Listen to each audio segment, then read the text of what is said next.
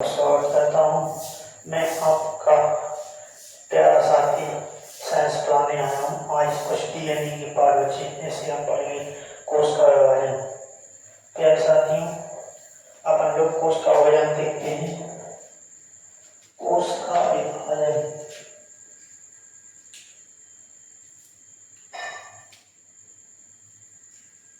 कोशिका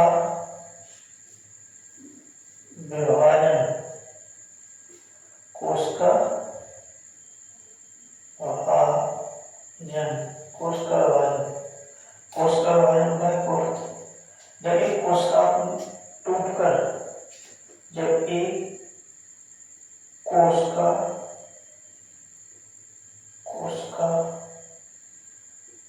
टूटकर दो या दो से दो या दो से दो या दो से दो या दो से अधिक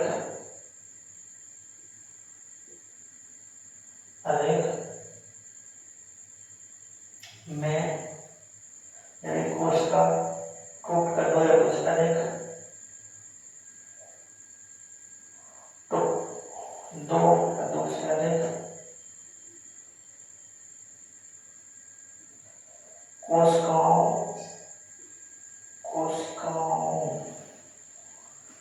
का निर्माण करती है तो उसे कोशिका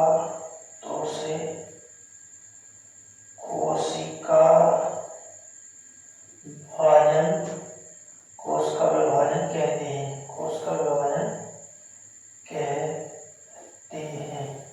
कोशिका विभाजन कहते हैं। कोशिका विभाजन कितने प्रकार का होता है? 3 प्रकार का। कोशिका विभाजन कितने प्रकार का होता है? कोशिका विभाजन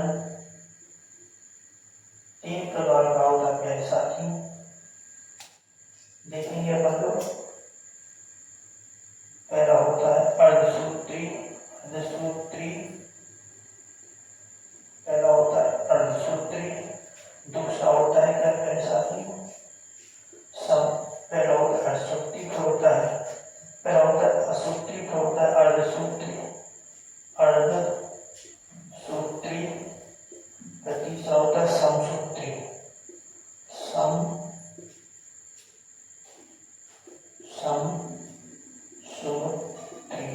समसूत्री। ऐसा क्यों? कोशिका विभाजन कितने प्रकार का? 3 प्रकार का। पहला असूत्री, दूसरा अर्धसूत्री और तीसरा समसूत्री। असूत्री उन कोशिकाओं में पाया जाता है। असूत्री विभाजन जो असूत्री विभाजन कोशिकाओं में जीवाणु की कोशिका और कोशिका जीवाणु विषाणु आदि की कोशिकाओं में क्या पाया जाता है? असूत्री विभाजन। असूत्री विभाजन जो कायक कोशिकाएं अपने शरीर की जिन कोशिकाओं को छोड़कर बाकी सभी कोशिकाओं में क्या होता है? असूत्री विभाजन पाया जाता है। और समसूत्री विभाजन किसमें पाया जाता है? जनन कोशिकाओं में क्या पाया जाता है? समसूत्री विभाजन पाया जाता है। इसकी आगे इसका स्क्रीनशॉट ले लीजिए। इसकी आगे आप लोग और देखते हैं प्यारे साथियों। स्क्रीनशॉट ले लिया होगा आपने प्यारे साथियों, तो इसको अपन लोग साफ कर देते हैं प्यारे साथियों। विभाजन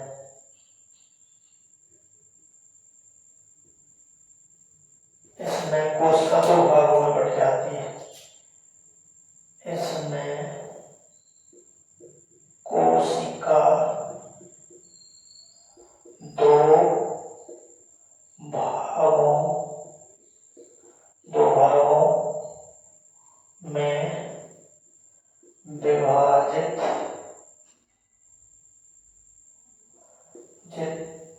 होती है। यह इसमें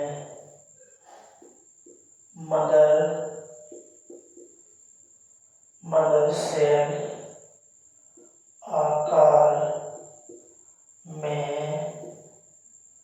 बड़ी हो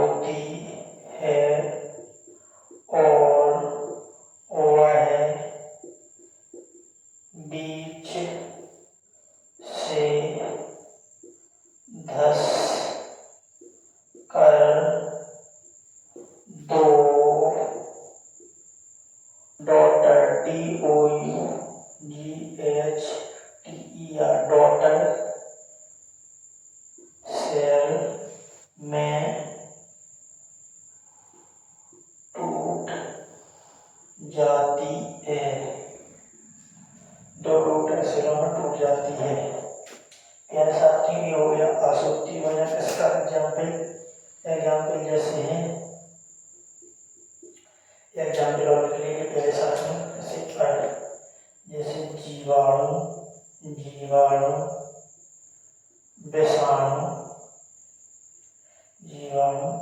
विषाणु, प्रोटोजोआ, जीवाणु, विषाणु और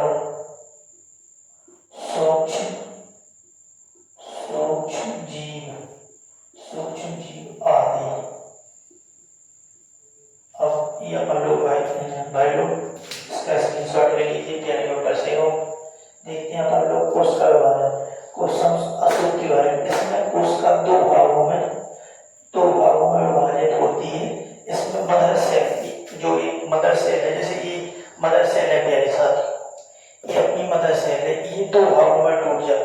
इसको ये मदर सेल है, ये दो डॉटर सेलों में टूट जाएगी और दो सेलें बन जाएंगी। इसे ही कहते हैं अशुद्धि विभाजन। और समसूत्री विभाजन किसमें होता है पहले साथियों? समसूत्री विभाजन होता है कायक कोशिकाओं में। जनन कोशिकाओं में समसूत्री विभाजन होता है, इसमें अर्धसूत्री विभाजन होता है। यह असूत्री विभाजन है। इसमें आप लोग कंफ्यूज होंगे दोस्तों। ये तीन प्रकार का विभाजन होता है। पहला होता है आसूत्री विभाजन, जो किसमें पाया जाता है? जीवाणु, विषाणु और सूक्ष्म जीवों में पाया जाता है। और पहले साथियों क्या होता है? आसूत्री विभाजन, यह मदर सेल तो डॉटर सेलों में टूट जाती है, इसे आसूत्री विभाजन कहते हैं। और समसूत्री विभाजन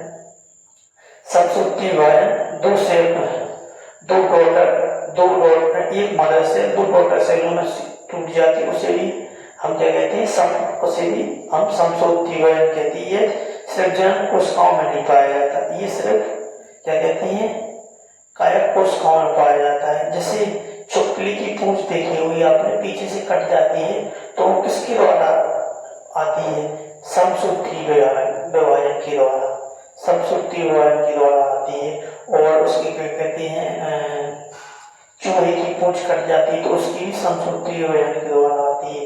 ये अपनी जनन कोशिका को छोड़कर पूरे शरीर की जितनी भी कोशिका है वो समसूत्री विभाजन करता है।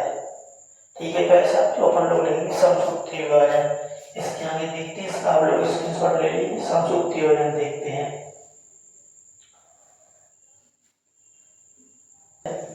केवल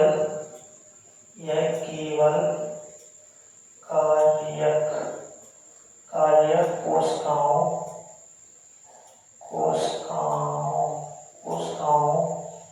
में होता है। यह जनन कोशिकाओं में नहीं होता। यह केवल कायक कोशिकाओं में होता है, जनन कोशिकाओं में नहीं होता है। इससे कार्यक कोशिका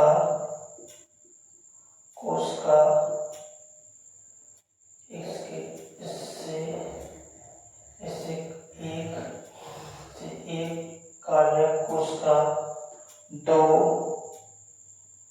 कोशिकाओं में टूट जाती हैं। इसकी 5 अवस्थाएं होती हैं। क्या होती हैं? इंटरफेज, प्रोफेज, मेटाफेज, एनाफेज और टीलोफेज। इंटरफेज, मेटाफेज, टीलोफेज,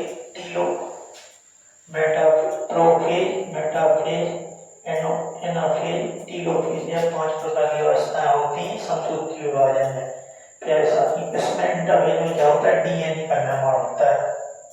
ऐसा इसमें आगे हम लोग और देखते हैं जो आपका लास्ट बचा है असूत्री विभाजन।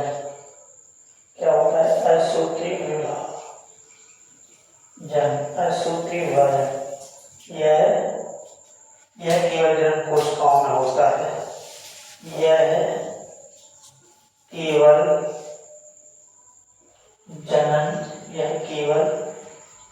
जनन कोशिकाओं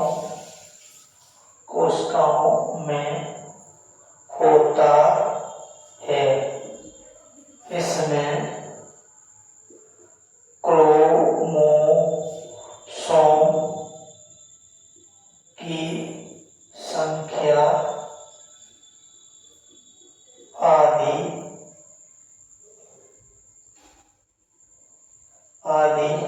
हो जाती है।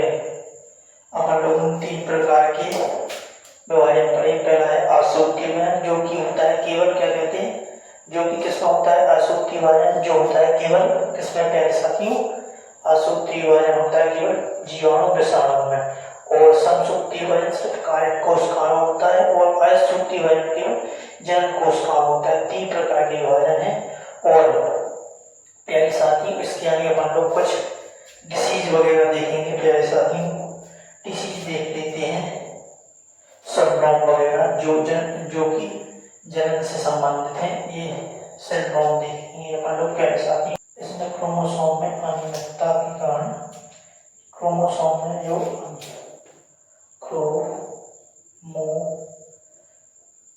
क्रोमोसोम में जो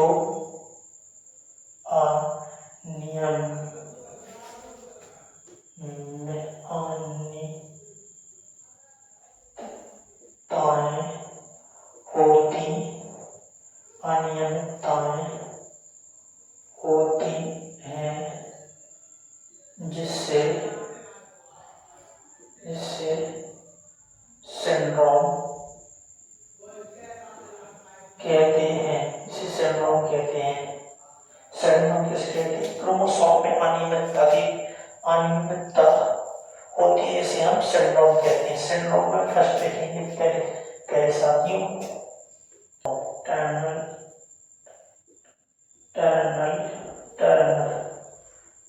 सिंड्रोम।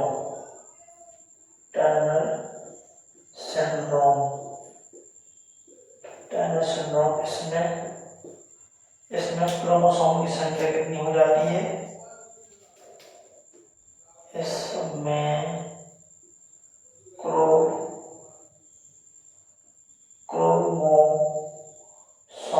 क्रोमोसोम की संख्या घटकर 45 हो जाती है। यह केवल स्त्रियों में होता है। टर्नर सिंड्रोम किसमें होता है? स्त्रियों में होता है। इसके बाद देखेंगे अपन लोग एक और प्रिंटर सिंड्रोम। इसमें क्रोम की संख्या बढ़ जाती है। इसमें क्या होता है? इसमें क्रोमोसोम की संख्या बढ़कर कितनी हो जाती है? 47 हो जाती है। यह केवल पुरुषों में होता है। इसका स्क्रीनशॉट ले लेंगे। आपने इसका स्क्रीनशॉट ले लिया होगा प्यारे साथियों। लोग इसके बाद दो बीमारी वहां देखेंगे प्यारे साथियों। फिर उसके बाद क्लास को करेंगे एंड। डाउन सिंड्रोम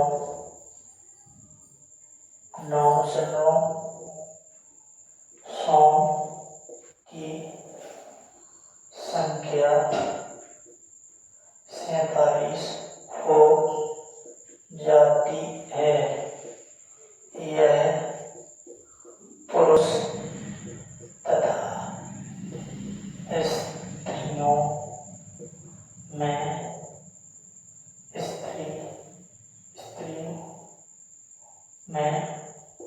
होता है।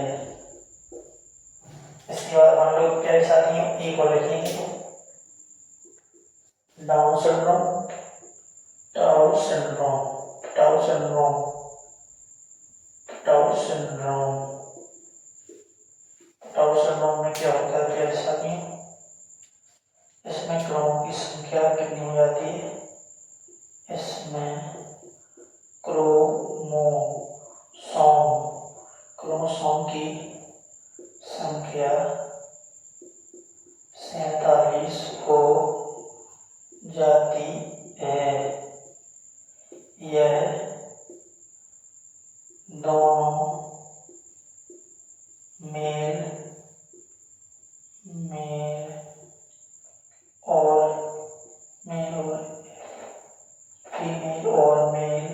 फीमेल में होती है।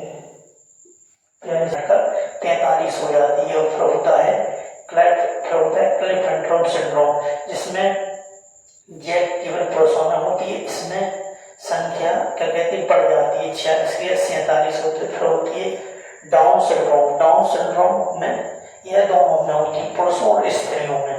इसमें संख्या बढ़ जाती है। फिर होती है पटाउ सिंड्रोम। पटाउ सिंड्रोम भी दोनों में होती है।